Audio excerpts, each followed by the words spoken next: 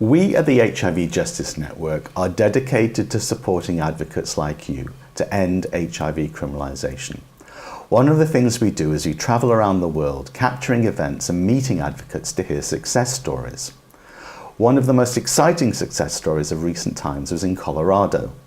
Now, unlike other US states, Colorado didn't have an HIV-specific criminal law, but it did have 3 laws that singled out people living with HIV for sex work, for solicitation, and for sexual assault.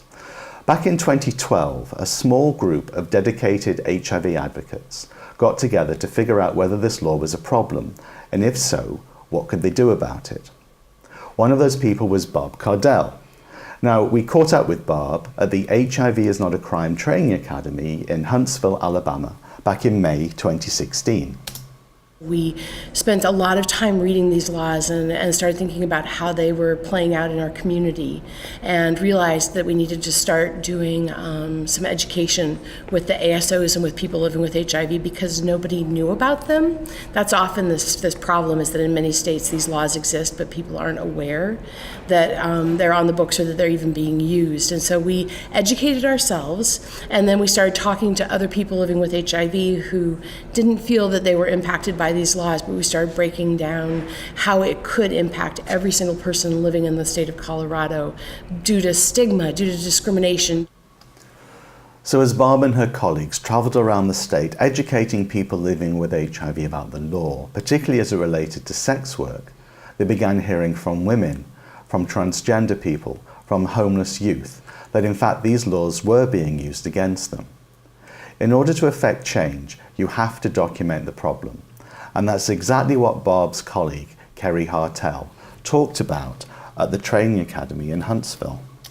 It's actually difficult, at least in Colorado, to figure out how many times someone has been charged with a specific crime, because not everyone is actually getting charged all the way through, and not everyone is going to court. So that was challenging, but it was really important for us to do our research. So we really started looking at it as a social justice issue, and then we started hearing stories of people who had pled guilty to a lesser charge, and they came and they talked to us, and their stories were heartbreaking. People who now could no longer hold jobs because they had these criminal charges that they had pled guilty to that they couldn't actually appeal because, again, pled guilty. And that was offensive to me on so many levels. What we did is did a lot of research. And then what we thought was the most important was to launch a Know Your Rights campaign. And so we circulated a Know Your Rights flyer and a card so that folks knew who to call. They knew what their rights actually were. It wasn't police officers, who are often not really telling us what our rights are, that were informing them, with kind of the moral of the story being shut your fool mouth, because they are not there to help you. No one who is arresting you is going to be on your side. Stop trying to make it better, because it's not going to work. Just shh. By the summer of 2014, Kerry and Barb were part of the Colorado contingent at the first HIV is Not a Crime Training Academy in Grinnell, Iowa. Now, there was a great deal of excitement at Grinnell because Iowa had just become the first US state to significantly modernize its HIV criminalization statute. At the first Grinnell gathering, the very last session that we had, they said, so who's going to be the next state? Iowa was first, who's the next state? And my cohort, Kerry Hartel, who is a friend of mine and an advocate in Colorado, raised her hand and said, Colorado's going to be next. And I remember trying to pull her arm down, being like, oh my God, that's a really big commitment. And then I thought, well, why not us? We had a number of people who were really energized at that conference. We came back, we had a meeting the week after we got back, and we started plotting out our strategy and started drawing in other people living with HIV, other groups that we needed to get their buy-in from. So we started talking with the health department on the state level, and we have a really good relationship with them because we didn't sort of try and blindside them, but instead we said, you know, we want to do this. Do you think this is a good public health approach? And they said, yes, these laws really are barriers to testing. So from the very beginning, we had partners with public defenders, with doctors from ID clinics, with just a number of people. So it wasn't just a bunch of committed advocates trying to change the world, but it was us talking in a way that was compelling enough that other people got invited in as well and welcomed to the table. We were really fortunate in Colorado to have an amazing, kick-ass lobbyist who volunteers all of his time and was willing to talk to all of the Republicans that I did not want to talk to, and really make some headway and make some deals, but came back to us and gave us the power to make the final decisions. We had some fabulous attorneys who weren't necessarily at every meeting, but dang it, they were there when we needed advice and we needed to know legally what the ramifications of what we were putting into statute would mean. And that was really important. One of the key turning points for us is we had a really great relationship with our health department, and finding someone in your public health department, because the fact that people are stigmatizing and hurtful is actually not something that politically moves folks, unfortunately. And so really going at it from a public health perspective and finding partners in our health department who kicked ass and were there and put themselves on the line for us was really important. What was also really important was a champion parliamentarian who understood not only the public health impact, but also the human rights impact of HIV criminalization. Enter Senator Pat Stedman. I was approached about STI modernization, which was the bill that I sponsored this year, Senate Bill 146, Sexually Transmitted Infection Modernizations. I was very eager to take this on. I remember lobbying against the criminal felony offenses that are in Colorado law for people with HIV. Colorado's HIV criminalization laws were not as bad as some other places, but they were not great. And in fact, to our advantage, they were written really poorly. And the language in the laws was actually rather offensive. And you could get the district attorneys and the state attorney general's office to concede the point that, yeah, this is really inartfully written and it is very offensive. The names of the crimes were prostitution with knowledge of acquired immune deficiency syndrome infection. Prostitution infected with AIDS is basically what the name of the offense was in our law books. It didn't talk about HIV, it talked about AIDS. This was how the laws were written, and it was actually one of our strategic advantages to undoing them, because you could get the prosecutors to immediately concede these laws are written in an offensive, outdated manner. And so all of a sudden it grew into this huge project, and so our bill that we eventually introduced was 50 pages. I know, it's like, feels like it's a little overwhelming, but at root what we did was we modernized the language, we supported the public health laws, we ensured that people had access to a lawyer throughout the entire process. So even if you're part of this public health order, which is a really good health response, you had representation. This was a really difficult undertaking. We completely modernized our STI laws in Colorado and combined what used to be standalone laws specific to HIV. We folded those into all of the other general sexually transmitted infection laws so that we no longer stigmatize HIV by having special laws just for one virus.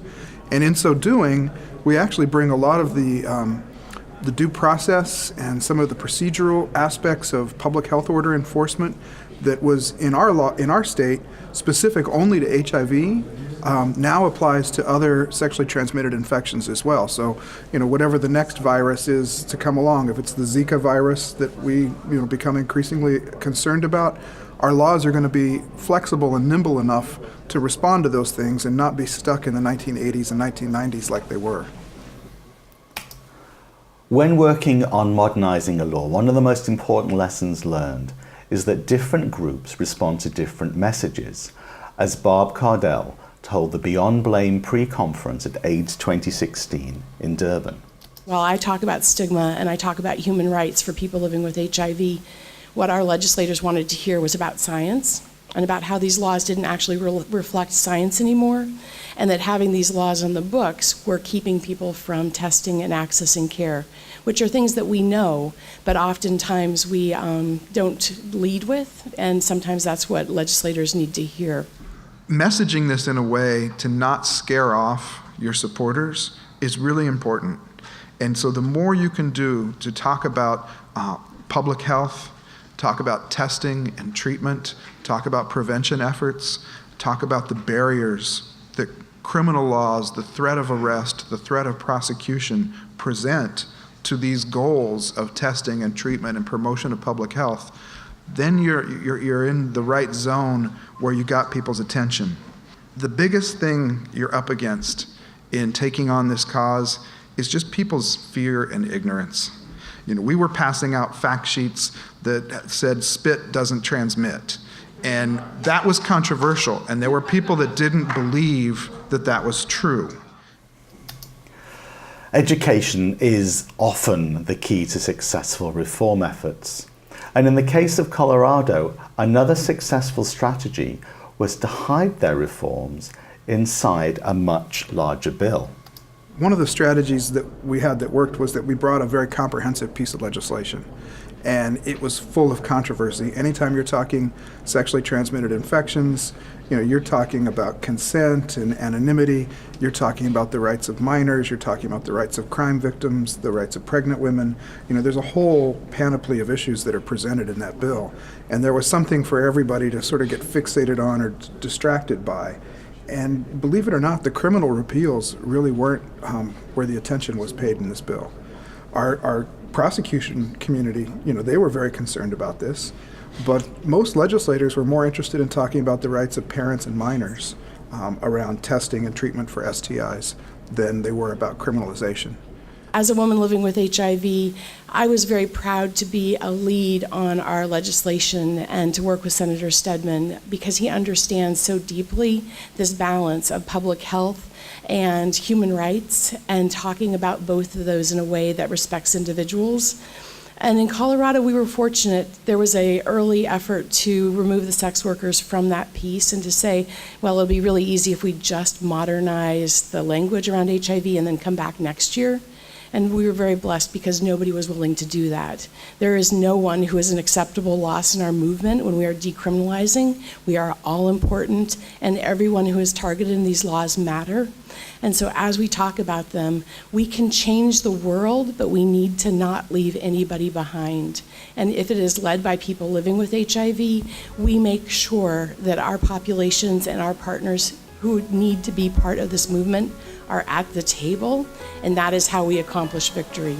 I think it's important for you to understand the victory we won this year was won in part because we did a lot of work ahead of time, and we made the conditions right on the ground for legislation to pass through our legislature. But really, we worked on this for a lot of years before we went to the legislature, and it was a lot of work. And we did a lot of research, and you got to know your stuff. And it's hard to know your stuff because it's hard to understand the intricacies, know kind of what you're talking about, and know what your statutes are, and know what the prosecutions have looked like, and really use the data in a way that is meaningful and can really push you forward. Throughout all of your advocacy, you know, be fierce, be in their face, don't let up, but be accurate. And remember, science is on your side. Medicine is on your side. You know, we changed the world. And when I think of that, it really gets me because not only did we change the world for people living with HIV in Colorado, but we showed that it can happen, that people can really see something that's wrong and effect a change. And that makes me so damn proud of myself, of my group, of Senator Stedman, and of the advocates that are here at this conference, because so often we just throw ourselves at those walls trying to affect change and we don't see it happen. And we changed the world. And I'm so proud.